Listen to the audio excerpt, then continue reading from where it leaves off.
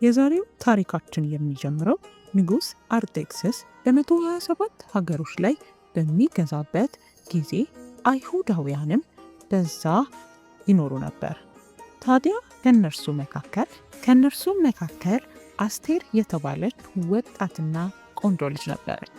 እርሷ ባልተጠበቀ ሁኔታ ህዝቧን የታደገች ሴት ናት። በሱሳ ግን ንጉስ አርጤክስስ ለ180 ቀናት የሚቆይ ግብዣን አደረገ። የግብዣውን ምክንያት የመንግስቱን ክብር ለማሳየት ነበር። ይህም ግብዣ ካለቀ በኋላ ለ7 ቀናት ለሁሉም ህዝብ ግብዣ አደረገ። በሰባተኛው ቀን ንጉሱ ንግስት አስጤንን በፊቱ እንድትመጣና ውበቷን እንድታሳይ ፈልጎ ጠራት። ነገር ግን ንግስት አስጤን እምቢ አለች። ንጉሱም ይህን ሲሰማ አማካሪዎቹ መከሩትና ንግስት አስጤንን አስወጣት። ንግስት መሆኗም ተሰረዘ። ከዛም በኋላ በእርሷ ቦታ የምትሆን ቆንጆና ድንቅ የሆነችን ወጣት መፈለግ ጀመሩ። ያገኟቸውንም ቆንጆውን የንጉስ ጃንደረባ ከሆነው ከሄጌ እጅ በታች ይሰጣቸው ነበር። ንጉሱን ሊመርጣቸው ከተዘጋጁ ሴቶች መካከል አስቴር ነበረች። የመጀመሪያ ስሟም ሃዳሳ ነው። ያደገችው መርዶክዮስ ከሚባለው አጎቷ ጋር ነበር። እርሱ ስለ ማንነቷ እንዳትናገር በጥብቅ አስጠንቅቋት ነበር። ለ1 ዓመት ያክል ውበቷን ለመጠበቅ ከተዘጋጀች በኋላ እያንዳንዷ ሴት ወደ ንጉስ አርጤክስስ ትገባለች። የአስቴርም ተራ በደረሰ ጊዜ ባያት ሁሉ ላይ ሞገስን አገኘ። ንጉስ አርጤክስስም እርሷን እንዳያት በጣም ተገረመ። ንግስትም አደረጋት። አስቴርም ንግስት ከሆነች በኋላ ልክ መርዶክዮስ እንዳዘዛት አይሁድ መሆኗን ለማንም አልተናገረችም ነበር። የአስቴር አጎት መርዶክዮስም በንጉስ በር ላይ ይቀመጥ ነበር። ታዲያ አንድ ቀን 2 ሰዎች ሲነጋገሩ ሰማ። ንግግራቸው ንጉሱን ለመግደል ነበር። እነዚህም የንጉስ አገልጋዮች ነበሩ። መርዶክዮስም ይህንን በሰማ ጊዜ በፍጥነት ለንግስት አስቴር ሁኔታውን ነገራት። እርሷም ለንጉሱ ነገረችው። ንጉሱ ከሰማ በኋላ ነገሩ ሲጣራ እውነት ሆኖ ተገኘ። ይህንን ያደረጉት 2ቱ አገልጋዮች ተያዙ። ይህም ታሪክ በመዝገብ ላይ ተጽፎ ተቀመጠ። በንጉሱ መዝገብ ቤትም እንዲቀመጥ ተደረገ። ሃማ የተባለውም ሰው በንጉስ አማካኝነት ተመርጦ ከፍተኛውን የስልጣን ደረጃ እንዲይዝ ተደረገ። ታዲያ ከዚህም የተነሳ ሁል ጊዜም ሃማ ሲመጣ ንጉሱ ባዘዘው መሰረት ሰው ሁሉ ጎንበስ ብሎ ይሰግድለት ነበር። ነገር ግን መርዶክዮስ ይህንን አያደርግም ነበር። ሃማም ይህን በተመለከተ ጊዜ መርዶክዮስን ለማጥፋት ወሰነ። ነገር ግን እርሱን ብቻ ሳይሆን አይሁድን በሙሉ የሱ ዘር የሆኑትን ለማጥፋት አሰበ። ሃማም ይህንን ሊያደርግ ወሳኝ ጊዜ ይጠብቅ ነበር። እርሱም ዕጣ ወጣ። ዕጣውም በቀን 12ኛው ወር ላይ ወደቀ። ሃማ ወደ ንጉሱ በመግባት እንደዚህ አለው፣ አንድ ህዝብ በመንግስት መካከል በአሕዛብ መካከል ተበትነዋል። ህጋቸውም ከህዝብ ህግ ሁሉ የተለየ ነው። የንጉሱንም ህግ አይጠብቁም። ንጉስ ይተዋቸው ዘንድ አይገባ። ይህ ደግሞ በሌሎች ህዝቦችን መካከል ቅራኔን ይፈጥራል። ንጉስ ደስ የሚያሰኝ ከሆነ እንዲጠፉ ይጻፍ። እኔም ወደ ግምጃ ቤት እንዲያስገቡ 10,000 መክሊት እሰጣለሁ። የንጉሱንም ስራ በሚሰሩት እጅ መዝናለሁ። ንጉሱ ከእጆቹ ላይ ቀለበቱን አውጥቶ ለሃማ ሰጠው። እንዲጻፍና እንዲታተም ወሰነ። ይህን መልእክት በሁሉ የንጉስ ከተሞች እንዲበተን ተደረገ። መልእክቱም እንዲህ ነበር የሚለው፣ ሁሉንም አይሁዳውያን ልጆችም ቢሆኑ ትልቆች ወይም ደግሞ ያረጁ በአንድ ቀን አጥፏቸው። ሀዳር በተባለው 13ኛው ቀን እንደዚህ አድርጉ፣ ዕቃዎቻቸውን በሙሉ ውሰዱባቸው። በዚያች ቀንም በሱሳ ግንብ ሁሉ ያሉ ተናወጡ። መርዶክዮስም ይህንን በሰማ ጊዜ ልብሱን በሙሉ አውልቆ አመድ ነስንሶ ቁጭ አለ።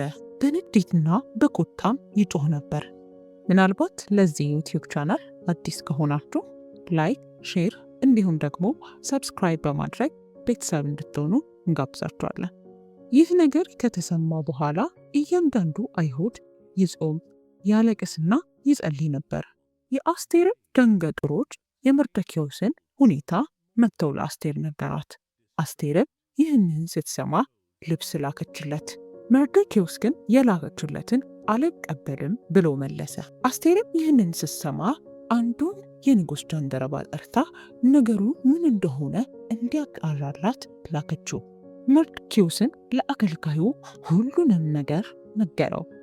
ሐማ ምን ያህል ገንዘብ ሊከፍል ቃል እንደገባም ጭምር። ከዚህ በተጨማሪ መርዶክዮስ የአዋጁን ግልባጭ ለአስቴር ላከላት። እንደዚህም አላት፣ ወደ ንጉሥ ገብተሽ እባክሽን ለእኛና ለሕዝብሽ ለምኝልን። አክራትዮስም መርዶክዮስ ያለውን በሙሉ ለአስቴር ነገራት። አስቴርም እንዲህ ብሎ እንዲነግረው ነገረችው። ማንም ሰው ወደ ንጉሱ መግባት የሚችለው ንጉሱ ከጠራው ብቻ ነው። እንደዛ ካልሆነ ግን አንድ ሕግ አለ። ንጉሱ ዘንጉን በዛ ሰዓት ካልዘረጋለት ያ ሰው ይሞታል። ይህንንም መልእክት ለመርዶክዮስ በደረሰው ጊዜ እንዲህ ብሎ መልእክትን ጻፈላት።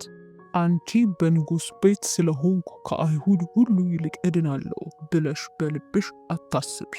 በዚህ ጊዜ ቸል ብትይ እረፍትና መዳን ለአይሁድ ከሌላ ስፍራ ይሆንላቸዋል። አንቺና የአባትሽ ቤት ግን ትጠፋላችሁ። ደግሞስ ወደ መንግሥት የመጣሽው እንደዚህ ላለ ጊዜ እንደሆነ ማን ያውቃል? ይህንንም መልእክት ለአስቴር በሰጣት ጊዜ አነበበችውና ምላሽን ለመርዶክዮስ እንዲሰጠው መልሳ ላከችው። መልእክቱም እንዲህ ይላል፣ ሄደህ በሱሳ ያሉትን አይሁድ ሁሉ ሰብስብ፣ ለእኔም ስሙ። 3 ቀንም ሌቱና ቀኑን አትብሉ አትጠጡ። እኔና ደንገጥሮቼም ደግሞ እንዲሁ እንጾማለን። ምንም እንኳን ያለ ሕግ ቢሆን ወደ ንጉሥ እገባለሁ፣ ብጠፋም እጠፋለሁ። ጾሙና ከጸለዩ በኋላ አስቴር ወደ ንጉሥ ለመግባት ጉዞዋን ጀመረች። ወደ ንጉሥም መግቢያ በር ትይዩ ደርሳ ቆመች። ንጉሥ አርጤክስስም አስቴርን ባያት ጊዜ ደስ አለው፣ ዘንጉንም ዘረጋላት። በዚህም እንደማትሞት አወቀች። ንጉሡም እንዲህ አላት፣ ንግሥት አስቴር ሆይ ምን ፈለግሽ? እስከ መንግሥቴ እኩሌታ እንኳን ቢሆን እሰጥሻለሁ፣ ጠይቂኝ። አስቴርም እንዲህ አለችው፣ አንተና ሐማ እኔ ባዘጋጀሁት ግብዣ ላይ እንድትገኙልኝ እፈልጋለሁ። ንጉሡም በድጋሚ ጠየቃት፣ አስቴር ምን እንዳደርግልሽ ትፈልጊያለሽ? እርሷም ነገም ባዘጋጀሁት የእራት ግብዣ ላይ እንድትገኙልኝ እፈልጋለሁ። ሐማ በዚህ እጅግ ደስ ተሰኝቶ ነበር። ሐማም ወደ ንጉሥ በር ሲደርስ መርዶክዮስ ያለመናወጥ ተቀምጦ ባየው ጊዜ እጅግ በጣም ተናደደ። የወጣው አዋጅ መርዶክዮስን የሚያስደነግጠውና ሐሳቡን የሚያስቀይረው መስሎት ነበር። ራሱንም አረጋግቶ ወደ ቤት ተመለሰ። ቤትም ከገባ በኋላ ከቤተሰቦቹ ጋር የት እንደነበረና ንግሥት አስቴር እሱና ንጉሡን ብቻ እንደጠራችው በደስታ ነገራቸው። ቤተሰቦችም በመገረምና በፈገግታ ያዳምጡት ነበር። የሚገርመው ግን ይህ ሁላ ነገር ሆኖ ሳለ እያለ ሐማ የገጠመውን መንገር ጀመረ። ደስታዬን የሚያጠፋብኝን ያንን መርዶክዮስ በበር ላይ ያገኘሁት እስካለ ድረስ እኔ ደስ አልሰኝም። ሚስቱና ከእርሱ ጋር የነበሩት በሙሉ እንዲህ አሉት፣ ቁመቱ 50 ክንድ የሆነ ግንድ ይደረግ፣ ነገም መርዶክዮስ ይሰቀልበት ዘንድ ለንጉሥ ተናገር፣ ደስም ብሎ ከንጉሥ ጋር ወደ ግብዣው ግባ አሉት። ነገራቸውም ሐማን ደስ አሰኘው፣ ግንዱንም አስደረገ። ሐማም ሁሉ ነገር ነገ እንደሚያበቃ እያሰበ ተመለሰ። በዚያን ቀን ምሽት ግን ንጉሡ እንቅልፍ ከሱ ራቀ። ስለዚህም ንጉሥ የታሪክ መጽሐፉ እንዲመጣና እንዲነበብለት አዘዘ። ደጁንም ከሚጠብቁት ከንጉሥ ጃንደረቦች 2ቱ ገበታና ተራ እጃቸውን በንጉሥ በአርጤክስስ ላይ ያነሱ ዘንድ እንደፈለጉ መርዶክዮስ እንደነገረው ተጽፎ ተገኘ። ንጉሡም እንዲህ አለ፣ ስለዚህ ነገር ለመርዶክዮስ ምን ክብርና በጎነት ተደረገለት አለ። ንጉሡንም የሚያገለግሉት እንዲህ ብለው መለሱ፣ ምንም አልተደረገለትም ንጉሥ ሆይ። በቀጣዩም ቀን ሐማ በንጉሥ ፊት ለመሄድና መርዶክዮስ እንዲገደል ለማስፈቀድ በጠዋት ንጉሡ ጋር ሄደ። ሐማም ከመናገሩ በፊት ንጉሡ እንዲህ አለው፣ ንጉሥ ለሚወደው ምን ይደረግለታል? ሐማም እርሱ ራሱ እንደሆነ አስቦ ንጉሥ የለበሰው የክብር ልብስ፣ ንጉሥ የተቀመጠበት ፈረስ ይምጣለት፣ የንጉሥን ዘውድ በራሱ ላይ ይደረግ፣ ልብሱና ፈረሱንም ከንጉሥ አዛውንት ከዋነኛው እጅ ያስረክቡት፣ ንጉሱም ያከብረው ዘንድ የሚወደውን ሰው ያልብሱት፣ በፈረሱም ላይ አስቀምጠው በከተማይቱ አደባባይ ያሳልፉት። በፊቱም ንጉስ ያከብረው ዘንድ ለሚወደው ሰው እንዲህ ይደረግለታል ተብሎ አዋጅ ይነገር ብሎ አለ ሐማ። ንጉሱም ይህንን ከሰማ በኋላ ለሐማ በል ፍጠን፣ ያልከውን በሙሉ በበር ደጃፍ ለሚቀመጠው ለመርዶክዮስ አድርግለት አለው። ይህም ሐማን እጅግ አስደነገጠው። ከዚያም በኋላ ወደ ግብዣው ሄደ። ንጉሱም አስቴርን ምን እንዳደርግልሽ ትፈልጊያለሽ ብሎ ጠየቃት። ንጉስ ሆይ በፊትህ ሞገስ አግኝቼ እንደሆነ ንጉስንም ደስ ቢያሰኘው ሕይወቴ በልመናዬ ሕዝቤን በመሻቴ ይሰጠኝ።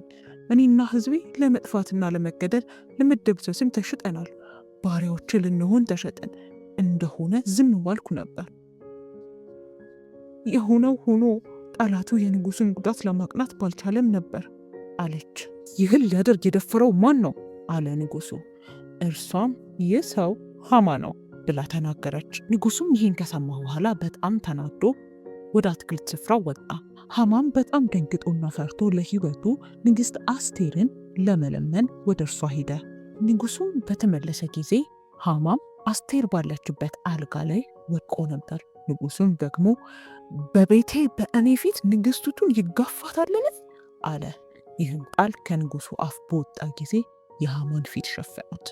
ከንጉስም ፊት ካሉት ጃንደረቦች አንዱ ሐርቦና እነሆ ሐማ ለንጉሱ በጎ ለተናገረው ለመርዶክዮስ ያሰራው ርዝመቱ 50 ክንድ የሆነ ግንድ በሐማ ቤት ተተክሏል አለ። ንጉሱም በእርሱ ላይ ስቀሉት አለ። ሐማንም ወደዛ ወሰዱት። ከዚህ ነገር በኋላ ንጉስ ቁጭ አለ። በዚያም ቀን ንጉሱ የሐማን ቤት ለአስቴር ሰጣት። ይህም አስቴርን ደስ አሰኛት። ከዚያም በኋላ መርዶክዮስ ወደ ንጉስ መጣ። አስቴርም ለንጉሱ መርዶክዮስና እርሷ እንዴት እንደሚዛመዱ አስረዳችው። ንጉሱም ለሐማ የነበረውን ሁሉ ለንግሥት አስቴር ስለሰጣት ንግሥት አስቴርን ደግሞ በሐማ ቦታ መርዶክዮስን ሾመችው። ከዚህም ነገር በኋላ አስቴርም እንደገና በንጉሱ ፊት ተራገረች። በእግሩም ላይ ወድቃ እያለቀሰች የአጋጋዊውን የሐማን ክፋት በአይሁድ ላይ የተነኮሉንም ተንኮል ይሽል ዘንድ ለመነች። ንጉስም ይህን ከተመለከተ በኋላ ወርቁን ዘንግ ለአስቴር ዘረጋላት። አስቴርም ተነስታ በንጉሱ ፊት ቆመችና ንጉሱን ደስ ቢያሰኘው በፊቱም ሞገስ አግኝቼ እንደሆነ ይህ ነገር በፊቱ ቅን ቢሆን እኔም በእርሱ ዘንድ ተወድጄ እንደሆነ አጋጋዊ የሐማዶቱ ልጅ ሐማ በንጉስ ሀገር ሁሉ ያሉትን አይሁድን ለማጥፋት የጻፈው የተንኮል ደብዳቤ ይገለበጥ ዘንድ ይጻፍ። እኔ በሕዝቤ ላይ የሚወርደውን ክፉ ነገር አይ ዘንድ እንዴት እችላለሁ? ወይስ የዘመዶቼን ጥፋት አይ ዘንድ እንዴት እችላለሁ? አለችው። ንጉሱም ለአስቴር እንዲህ ሲል መለሰላት፣ እነሆ የሐማን ቤት ለአስቴር ሰጥቻለሁ። እርሱም እጆቹን በአይሁድ ላይ ስለዘረጋ በግንድ ላይ ተሰቀለ። በንጉሥ ስም የተጻፈና በንጉሥ ቀለበት የታተመ አይገለበጥምና እናንተ ደግሞ ደስ የሚያሰኛችሁን በንጉሥ ስም ስለ አይሁድ ጻፉ፣ በንጉሥም ቀለበት አትሙ አላቸው። መርዶክዮስም በንጉሥ ስም ደብዳቤውን ጻፈ። ደብዳቤውንም በንጉሥ ፈረስ ቤት በተወለዱ ለንጉሥም አገልግሎት በተለዩ በፈጣን ፈረሰኞች በተቀመጡ መልእክተኞች እጅ ሰደደው። በዚያም ደብዳቤ በከተሞቹ ሁሉ የሚኖሩ አይሁድ እንዲሰበሰቡ ለሕይወታቸውን እንዲቆሙ በጥል የሚነሱባቸውንም የሕዝቡንና የሀገሩን ሰራዊት ሁሉ ከሕፃናቶቻቸውና ከሴቶቻቸው ጋር እንዲያጠፉና እንዲገድሉ እንዲመለሱም ምርኳቸውንም እንዲዘርፉ ንጉሱም ፈቀደላቸው። ይህም አዳር በሚባለው በ12ኛው ወር በ13ኛው ቀን በንጉሱ በአርጤክስስ ሀገሮች ሁሉ በአንድ ቀን እንዲሆን ነው። አይሁድም ጠላቶቻቸውን እንዲበቀሉ በዚያን ቀን ይዘጋጁ ዘንድ የደብዳቤው ቅጂ በየሀገሩ ላሉ ሕዝቦች ሁሉ ታወጀ። ይህንንም መልእክት ካዩ በኋላ አይሁዳውያን መደሰትና ነገሩን ማክበር ጀመሩ። ምክንያቱም ከዛ ሐዘንና ጭንቀት ከነበረበት አሁን ደግሞ ለነሱ መብት ተሰጥቶ ነገሩ በመቀየሩ ተደስተዋል። 13ኛው ቀን በ12ኛው ቀን የተባለውን ቀን ደረሰ። የአይሁድ ጠላቶችን ተዘጋጅተው ነበር። ነገር ግን ነገሩ ተገልብጦ አይሁዳውያን በለጧቸው። ሊያጠፏቸው የተነሱትንም አይሁዳውያን ቀድመው አጠፏቸው። ታዲያ ማንም ሰው ከነሱ ፊት ሊቆም አልቻለም። በሱሳ ግንብ መካከል አይሁዳውያን 500 ወንዶችን ገደሉ። የሐማን 10 ልጆች ገደሏቸው። ነገር ግን ወደ ብዝበዛ እጃቸውን አልዘረጉም ነበር። በሱሳ ግንብም የሞቱት የሰዎች ቁጥር ለንጉሱ መጣለት። ንጉሱም ለአስቴር አይሁዳውያን 500 ሰዎችን ገድለዋል፣ እንዲሁም 10ን የሐማ ልጆች ገድሏቸዋል። ከዚህ በኋላስ ምን እንዲያደርጉ ነው የምትፈልጊው? እኔ ምን ላርግልሽ? ምን ላግዝሽ? ጠይቂኝ፣ እሰጥሻለሁ። የምትጠይቂውን ሁሉ አደርግልሻለሁ። አስቴርም እንዲህ ብላ መለሰች፣ ልክ ዛሬ እንዳደረጉት ነገም ደግሞ እንዲያደርጉ ንጉሥ ሆይ ይፈቀድላቸው። የሐማም 10 ልጆች ይሰቀሉ ልክ እንደ አባታቸው። ስለዚህ ንጉሥን ይህ እንዲፈጸም ትእዛዝን ሰጠ። አይሁዳውያንም ከንጉሥ ዘንድ ይህ እንደተፈቀደላቸው ሲያውቁ ጦራቸውን ይዘው ራሳቸውን ለመከላከል ቆሙ። ከጠላቶቻቸውም ራሳቸውን ነፃ ወጡ። 75,000 የሚሆኑ ሰዎችንም ገደሉ። ነገር ግን እጃቸውን ወደ ብዝበዛ አልሰደዱም ነበር። ይህ የሆነው በ13ኛው በአዳር ወር ላይ ነበር። ታዲያ በ14ኛው ቀንም የደስታና የእረፍት ቀን አደረጉት። ይህንን ክስተት መርዶክዮስ ጽፎ አስቀመጠ። በንጉሥ አርጤክስስ አስተዳደር ውስጥ ላሉ ለአይሁዳውያን በሙሉ ላከላቸው። በአዳር ወር 14ኛና 15ኛ ቀኖችን እንዲያከብሩ ብሎ ላከላቸው። ይህም ቀን አይሁዳውያን ከጠላቶቻቸው እጅ የዳኑበት ቀን ተብሎ እንዲከበር ነገራቸው። ቀኑንም የደስታና የምስጋና ብለው እንዲሰይሙት ነገራቸው። እርስ በርሳቸው ስጦታ የሚሰጣጡበት፣ ድሆችን የሚያስቡበት ጊዜ እንዲሆን ነገራቸው። የአብ በዓሉን ስም ፉሪም ብለው ጠሩት። እነዚህንም የፉሪም ቀኖች አይሁዳዊው መርዶክዮስና ንግሥቲቱ አስቴር እንዳዘዙ ለራሳቸውና ለዘራቸውም የጾማቸውንና የለቅሷቸውን ነገር ለማክበር እንደተቀበሉ በየጊዜያቸው ያጸኑ ዘንድ ጻፉት። ምናልባት ለዚህ ዩቲዩብ ቻናል አዲስ ከሆናችሁ ቻናላችንን ሰብስክራይብ በማድረግና ላይክ በማድረግ ቤተሰብ ይሁኑ። ንጉሥም አርጤክስስ በምድርና በባህር ደሴቶች ላይ ግብር ጣለ። የኃይሉና የብርታቱን ሥራ ሁሉ ንጉሥን እስከምን ድረስ እንዳከበረው የመርዶክዮስ ክብር ታላቅነት በሜዶንና በፋርስ ነገሥታት ታሪክ መጽሐፍ ተጻፈ። አይሁዳዊው መርዶክዮስ ለንጉሥ ለአርጤክስስ በማዕረግ 2ኛ ነበር። በአይሁድም ዘንድ የከበረ፣ በብዙ ወንድሞችም ዘንድ የተወደደ፣ ለሕዝቡ መልካምን የፈለገ፣ ለዘሩም ሁሉ በደና የተናገረ ነበር። ይህ የአስቴር ታሪክ ለእኛ እጅግ በጣም ወሳኝና ትልቅ ነገር የሚያስታውሰን ነው። የእርሷ ቆራጥ መሆኑና ሕይወቷ ሊያሳጣት የሚችል ነገር እንኳን ቢሆን ደፍራ ንጉሥ ፊት መግባቷ ዛሬ እኛ ላለንበት ሕይወት ልክ እንደሷ ቆራጥና በእግዚአብሔር ላይ የምንደገፍ ልንሆን እንደሚገባ ያሳየናል። ንግሥት አስቴር ንጉሡ ጋር ከመግባቷ በፊት በራሷ አቅምና ውበት ወይም ንጉሥ ጋር ባላት ተቀባይነት አልነበረም የተመካችው። በመጀመሪያ በጸሎት ኃይል ታምናለች። እንዲጾሙና እንዲጸልዩ በማድረግ እግዚአብሔር ሞገስን ሰጥቷት በንጉሥ ዘንድ ተቀባይነትን አግኝታለች። ዛሬ በሕይወታችን ምንም አይነት ትልቅ ከባድና ሊያጠፋን የመጣ ነገር ቢኖር እንኳን እግዚአብሔር በምን አይነት አስደናቂ መንገድ ሊያወጣን እንደሚችል ከአስቴር ሕይወት መማር እንችላለን። ስለዚህ ከእኛ የሚጠበቀው ጸንቶ መቆምና በእግዚአብሔር ፊት መንበርከክ ነው።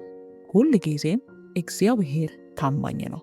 በእግዚአብሔር ተስፋ እንዳትቆርጡ፣ እርሱ ስለ እናንተ ያስባልና።